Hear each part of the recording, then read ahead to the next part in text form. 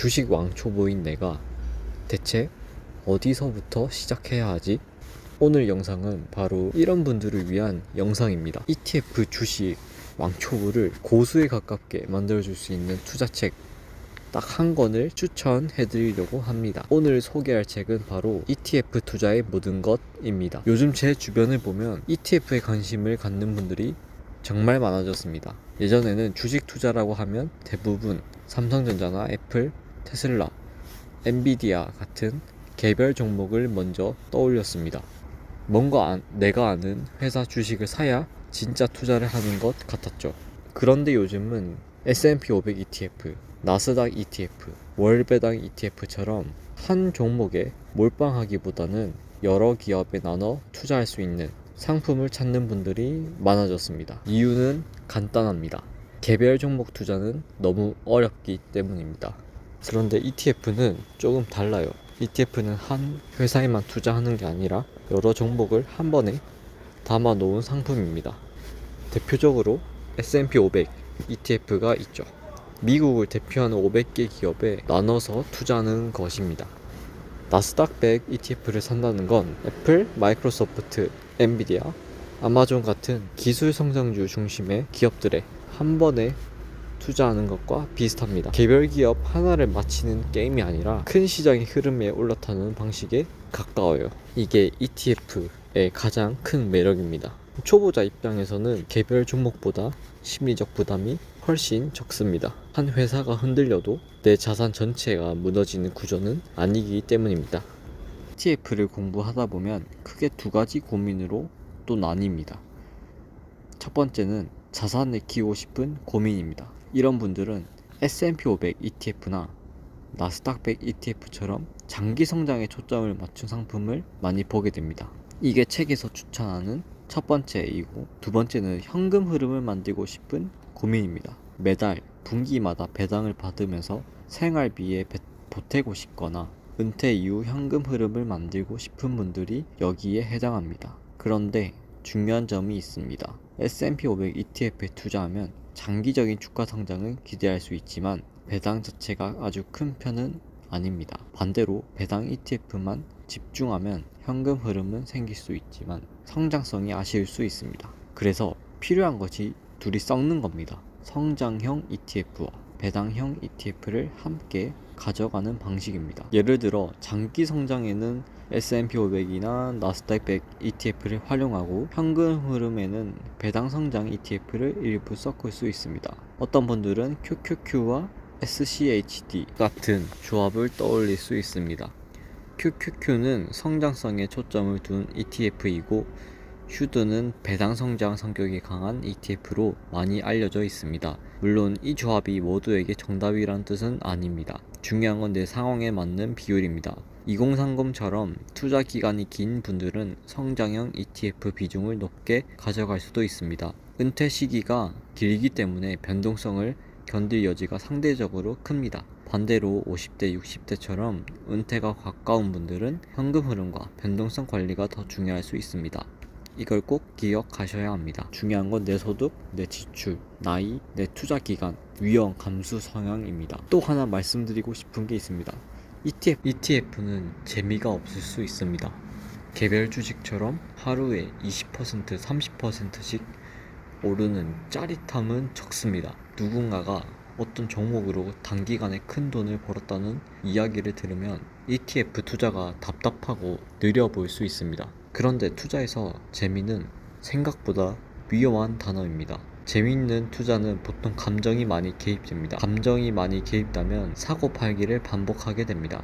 사고팔기를 반복하면 영에 수렴할 수도 있어요. 대부분의 초보자는 수익률이 낮아서 망하는 게 아닙니다. 가만히 있지 못해서 망합니다. 시장이 조금 오르면 오를 것 같아서 사고, 조금 떨어지면 더 떨어질 것 같아서 팝니다. 그러다 가장 비쌀 때 사고 가장 쌀 때 파는 행동을 반복합니다. 좋은 ETF를 사놓고도 내가 중간에 흔들려서 팔아버리면 아무 소용이 없습니다. 그래서 지루한 투자가 필요합니다. 좋은 시스템은 원래 조금 지루합니다. 그래서 ETF 투자의 모든 것 책으로 장기 투자 큰 방향을 정하고 좋은 계좌를 고르고 비용을 줄이고 꾸준히 자산을 쌓아가는 사람이 결국 시장에 오래 남습니다. ETF를 볼 때 기본적으로 무엇을 봐야 할까요? 너무 어렵게 생각하지 마시고 처음에는 몇 가지만 보시면 됩니다. 첫 번째는 이 ETF가 어떤 지수를 따라가는지입니다. S&P 500을 따라가는지, 나스닥 100을 따라가는지, 고배당 지수를 따라가는지. 두 번째는 비용입니다. 운용보수, 기타 비용이 너무 높지는 않은지 봐야 합니다. 그래서 꿀팁이 미래에셋 증권 수익률 상위 10%가 어떤 걸 사는지 알면 좋습니다. 정리해 보겠습니다. ETF 투자의 모든 것, 책은 현실적입니다. 어떤 기준을 봐야 하는지, ETF의 개념만 설명하는 책이 아니라 실제로 ETF를 고를 때 어떤 계좌를 활용하면 좋은지, 배당과 현금 흐름은 어떻게 생각해야 하는지까지 정리해주기 때문입니다. 이 책이 특히 잘 맞는 분들은 ETF가 좋다는 말은 많이 들었지만 아직 첫 매수를 못한 분들, S&P 500 ETF 종류가 너무 많아서 뭘 사야 할지 모르겠는 분들, 배당 ETF를 사고 싶은데 배당 수익률만 보고 골라도 되는지 불안한 분들, 일반 계좌와 연금저축 계좌 중 어디에서 투자해야 할지 헷갈리는 분들, 유튜브와 블로그에서 추천 종목은 많이 봤지만 정작 내 기준이 없는 분들입니다. 물론 이 책 한 권을 읽는다고 해서 ETF 투자를 완벽하게 할 수 있는 것은 아니에요. 투자에는 항상 불확실성이 있고 시장은 우리가 원하는 대로 움직이지 않습니다.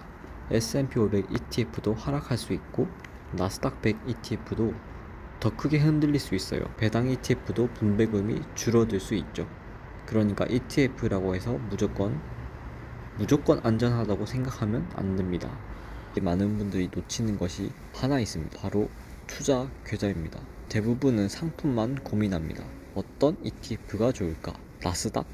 배당 ETF? 이 질문도 중요하지만 ETF 투자를 할 때는 어디에서 사느냐도 중요합니다. 일반 종합 계좌에서 살 수도 있고 연금저축 계좌에서 살 수도 있고 IRP 계좌를 통해 살 수도 있습니다.